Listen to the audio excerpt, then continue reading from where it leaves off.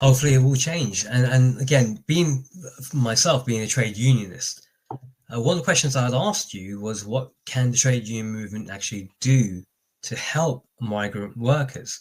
Again, for any trade union, is to increase the membership.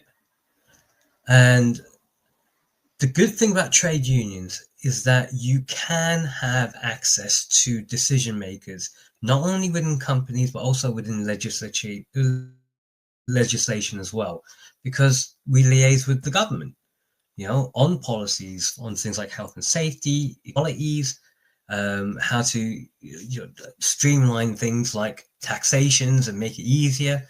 So in this sort of sector where we're dealing with new workers whose definitely first language is not going to be English, it could be even their fourth language in some cases.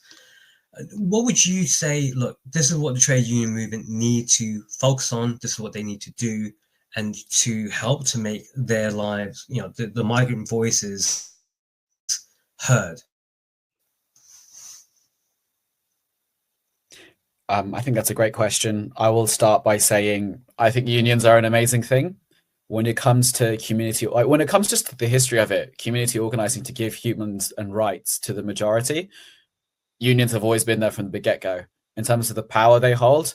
And like, that's the thing I always sometimes forget, that we are the collective and we together are strong in our numbers, not that one politician. It's the tens of hundreds of thousands of people in the unions who are working, and we're the ones who are making this country tick.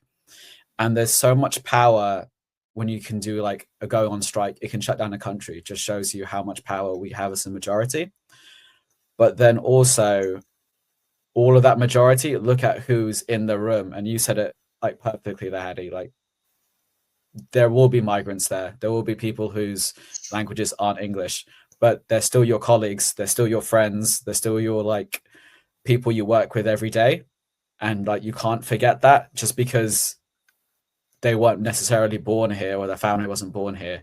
They have to pay an extra 10,000 for them and their family to stay here, and we don't.